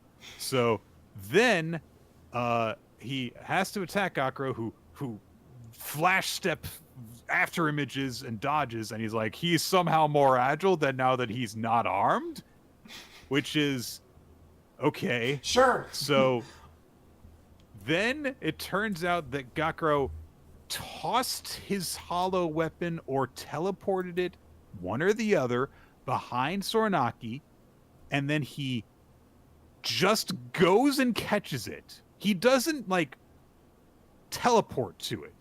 He just goes and catches it behind Soranaki, which means he's faster because he's not holding it, so he darts around faster. So he attacks Soranaki from behind. Yes.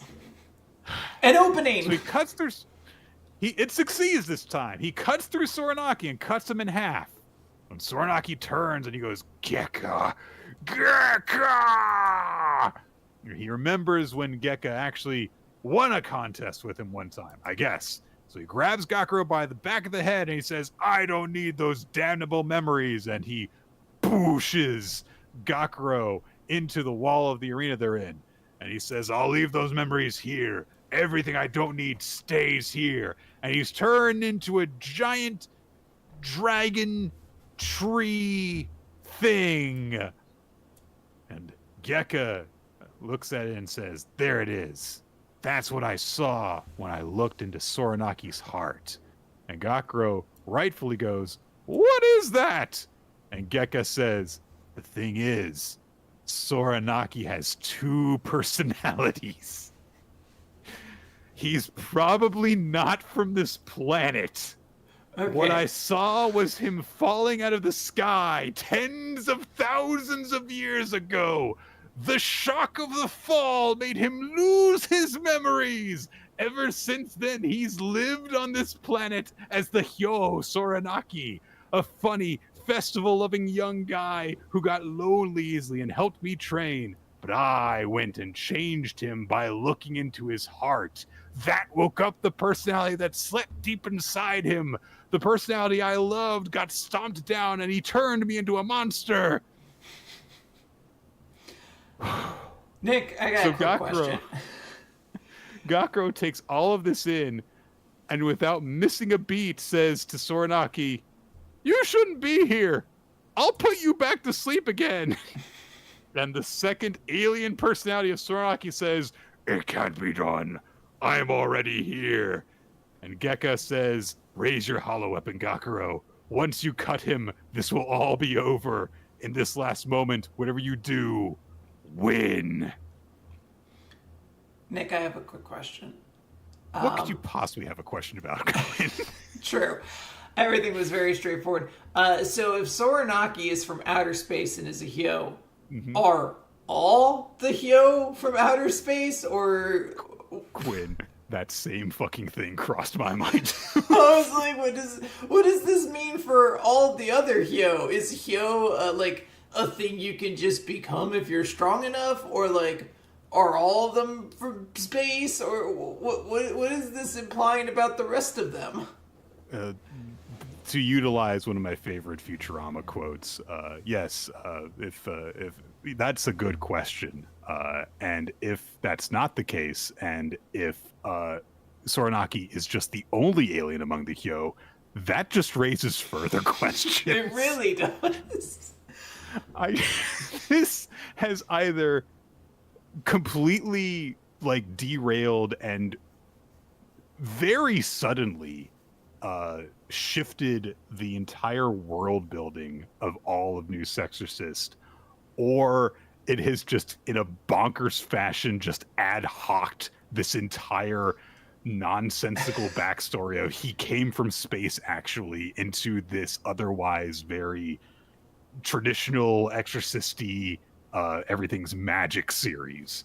Now, so I do want to note that one of our listeners has been posting in our chat details about Soranaki and explained that I guess his name, when like broken apart, does reference like outer space or being like otherworldly in some way. So gotcha. Sora means sky, so that makes sense. Yeah, there is the idea that this probably does have some more grounded connection. I'm in a place though where I'm like, I don't know if it's going to matter because the series never really like elaborates upon itself. So this might be the only time it's referenced that something can come from outer space. Like I'm not sure I'm expecting the world building to be completely upended because I don't think there was that much to begin with. Look, all that matters in the end is that Gakuro's got another cute girl power-up that is going to somehow become part of his hair. That's all that matters. Yeah. So by the end of this, there will be a new girl to walk around with him, and I don't know, in the next arc, when they're fighting the next Hyo, and they have to do like a beach volleyball tournament. She will be there with the other girls. Maybe even in a place of prominence too. We all aspire to be a Natsuki as opposed to the I don't know who's that the one spider girl that was in the Fujino estate. Yeah, yeah. Little Kyoko. And or the girl with glasses that was part of the Suzaku arc. Yeah. Exactly. Oh man. Yeah, this is, however, going straight into one of my nominee for what the fuck moment of the year, because like either this is going to completely derail the world building of the series, or it's just going to be like a random instance of a fucking space alien showing up in this series for no reason. Yeah, Othinus is a member of our Discord who posted Soranaki's name pretty much can be read as sky that does not exist / void emptiness. And I guess So, like, there's the void beyond the sky kind of this idea that there's always going to be there's always been an allusion to a perhaps eldritch sort of origin for that character. Right. I mean, if you want to have like different eldritch origins for a lot of the different like upper Hyo kind of thing, that can like be a way that you would do this. That could actually still thematically work. I don't have a lot of faith in New Exorcist, but it is a possibility still, actually, when you think of it that way. Yeah, absolutely. All right, Akane-banashi, Nick. It's time to dance. Dance, dance, however that song goes. Dance, dance. Story 198. I wasn't into that band as a kid, so. Story 198, House Dance. The previous chapter was just, again, all the stuff with the Arakawa big event on the cruise ship, but it was mostly just kind of like Akane getting used to the fact that like nobody was really paying attention to her. We got a big introduction, it felt like, to a new manager kind of character that I imagine may play a role going forward in the story, but we'll see. But the big thing is that Akane and Kaisei are going to be doing a performance, which they did not know about ahead of time, and so Akane opted to just get Kaisei to just do it together with her. They have musical accompaniment on the shamisen, and the two of them start to, in sync, dance together. And it's the Kapore, which the two of them are doing together. But some observers in the audience know, like, this is, like, different from just, like, a regular Kapore. This is, like, fierce. And as Akane and Kaisa get into it, it starts to look more like they're, like, exchanging blows as they're doing so. And Iken recognizes it as fighting Kapore, a type of Kapore dance where a pair does choreographed fight moves, a Japanese-style dance battle. It's basically like a Young Bucks match. They just keep slapping their thigh every time they go walk past each other, so you think a crazy move just happened. This is wrestling, not ballet. Akane, we get some insight into her mental state, which is like, hey, I've got all these people who have entrusted their hope into me. I've put all my all into preparing for this event, and yet all these people who are here, they don't see me. I don't even rise to the level of Isho's warm-up act. Screw you! I refuse to accept this state of affairs. I'm the star of this show. And she gets really into it. She's got this, like, ecstatic, challenging look on her face. And you can recognize, like, she is trying to just get everyone's attention in this moment. And he knows, like, yeah, you know what? Kapore is the house dance at the Shikama school, so she must have had a lot of practice in this. But on the other hand, so has he. And we get some insight into Kaisei's mental state, which is he recognizes what Akane is trying to do, and he's like, that's the attitude I want in a sideshow who makes me look better. And he thinks, like, Kapore is traditional art, so I'm going to show you Edo chic. Ongoing passed down traditions. Anisan, Kaichi, handles a variety of arts like song and dance. His movement is highly refined, the beauty of the form. Or that's Kaichi saying that. Sorry. That. Because Kaichi says Kaichi is actually very young within the world of Rakugo, despite being like a 35-year-old guy. Right. So he's getting really into it, showing off his stuff. Sparks are flying. Everyone is watching it, getting worked up. But it's also noted that the two of them are in sync as they're doing this. They're very much challenging each other, but they're also complementing each other with their styles. And that manager woman that we met before, she realizes like it makes sense that they are this way because of who they were trained by. Despite the bickering, they share a lot in common at their core. They make a good pair. And Akane and Kaisei finish off their dance, get a huge eruption of cheers, the biggest that has happened all day. And one of the guys who they met in the audience, who was like, "Oh, do you really know what you're doing?" He thinks to himself, "Well, don't I feel foolish now? I can't wait to see their Rakugo." So the stage is set. It's no longer just a battle between like Kaisei and Akane. They are also going to be duking it out with Isho in a three-way battle for supremacy. Yeah. And so yeah, we get a big cool full-page spread of like the two of them in the background, Isho in the foreground to leave us off. Yeah, absolutely. There's not a ton to this chapter, to be completely honest. But I do. One of the things I did really like out of it is that we are using. I have forgotten her name because I haven't used it for so long because the bit's been. I don't know who she is. Hikari? Is that her name? Hikaru. I like Hikaru kind of being the stand-in to talk about Akane and Kaichi being the stand-in to talk about Kaisei. I do like that. We are using the idea that even though we know all these characters, there are actually like levels of who would know more about the other that we can play into a little bit. And it's nice to be able to be like, oh hey, the people giving commentary this time aren't like generic audience members or like kind of like out there Rakugo members. They're people we've seen and have like a affection for. So I like reusing our characters that way. But as a whole, this is just kind of, I don't know, I don't want to say like filler or anything like that, but this just kind of felt like another chapter to reestablish just how important this match between Akane and Kaisei is going to be. It's just continuing to push things forward, but we do get a moment where Kaisei and Akane get to look good, so that's good. Yes. All right, Nick, let us wrap up this long week of Weekly Manga Recap by talking about One Piece, Chapter 1000. From last week. Yeah, last week's chapter, I should say, of One Piece, Chapter 1176, with Pride.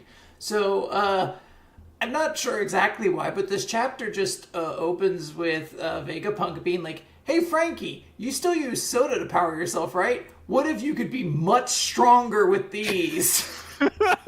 Just out of nowhere. It really, it's just very, quickly brought up, "Hey, Frankie, you could actually be a whole lot stronger," which, hey, as a Frankie fan, I'm A-okay with.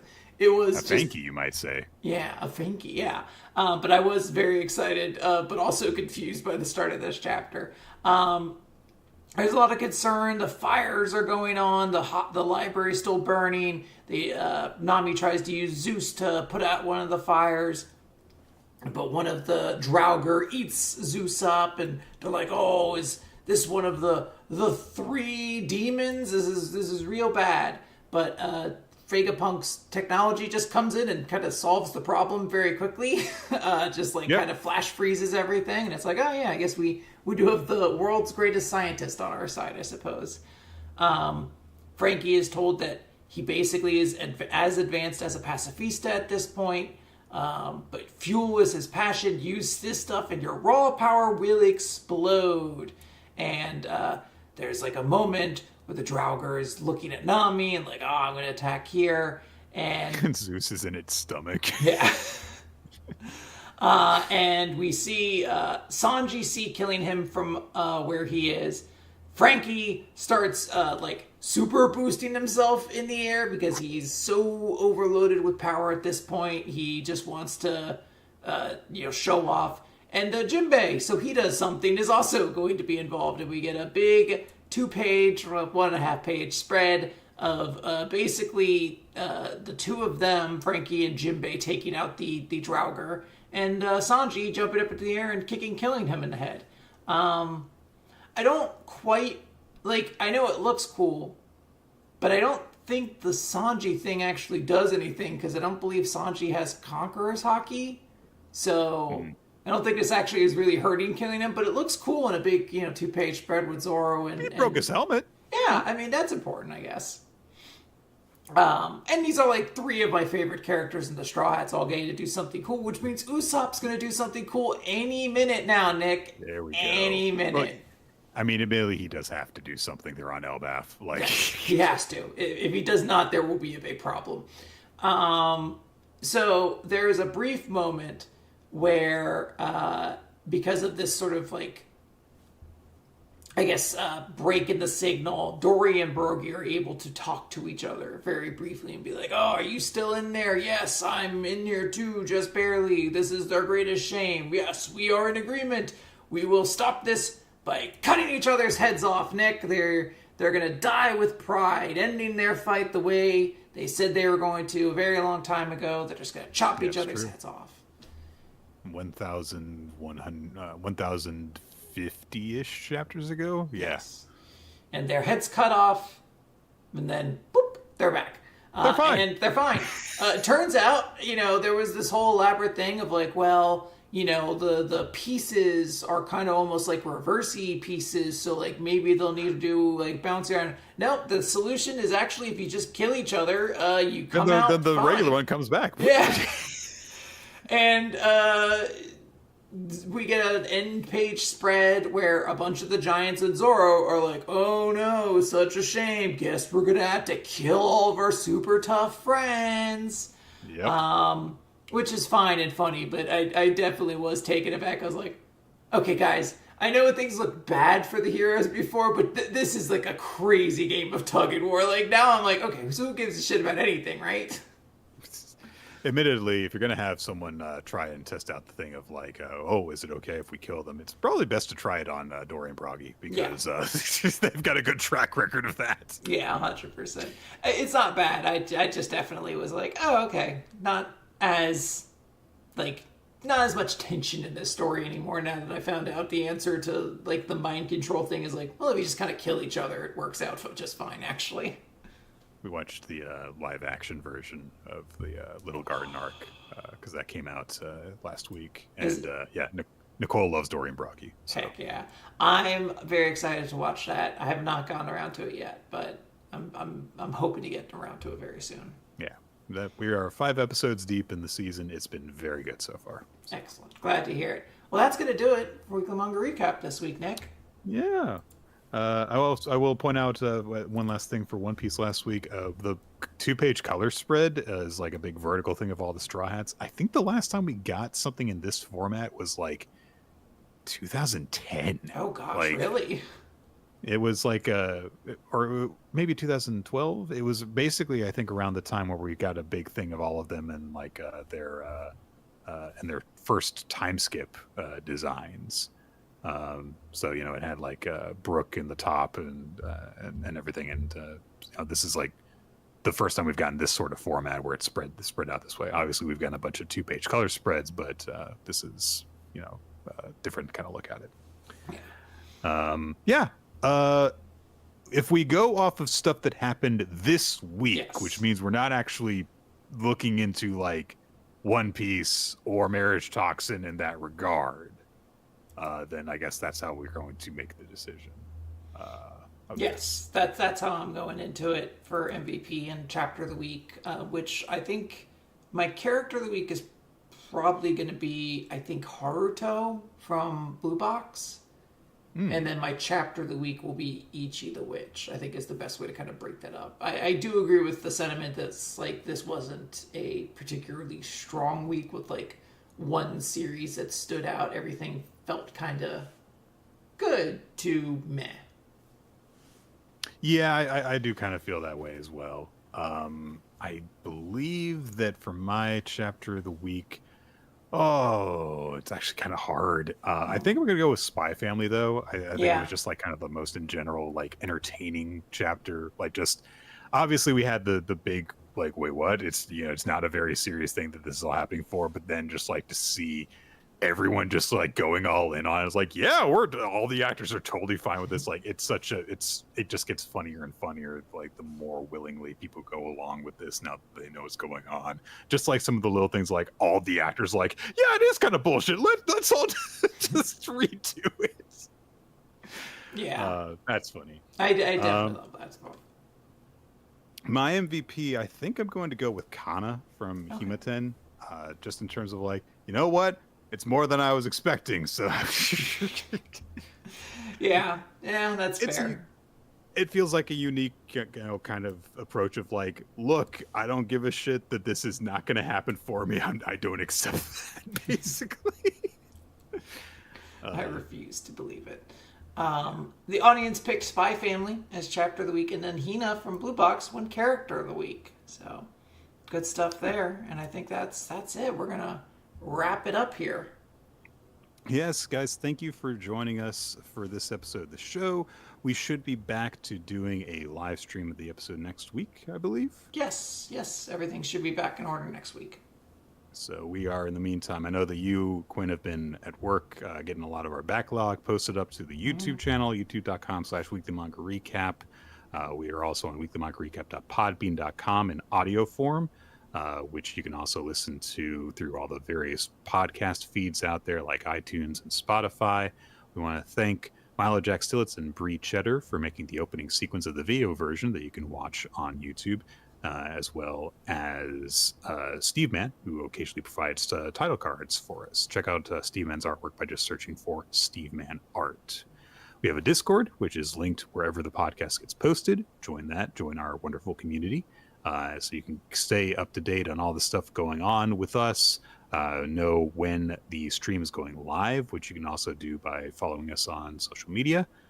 That's Rolo T, Nick F. Time for your hosts, and Weekly Manga Recap, all on BlueSky for the main podcast one, as well as WMAR votes in order to take part in the audience polls for favorite chapter and MVP week to week. That's handled by NinjaX3i, who tallies all that stuff up for us, as well as keep taking care of the Google Doc that keeps track of a whole bunch of different trivia associated with the show, stuff that we have covered, stuff that we may cover in the future, questions for future Q&A episodes. All that can be found there. And that is linked via the Discord as well. And we have a Patreon, patreon.com/weekly manga recap, if you want to get bonus content associated with the show, or just to financially support us as well. Yes. Thank you, everybody, for listening. I hope everybody enjoyed this. Sorry for the delay in episode and everything like that, but hopefully this was still a fun episode for everybody listening. Next week, we'll be back to our usual time and our usual recording places, and it should be an extraordinary week. You know, Chainsaw Man's final chapter. We're going to have Boruto, unfortunately. Yes. So. Yeah, I missed that one. I brought up Chainsaw Man, but really we're all excited for Boruto, who can't wait to see what happens with who are they fighting? Mamushi, I can't wait. It's going to be so much fun. Bye-bye, everybody. Bye.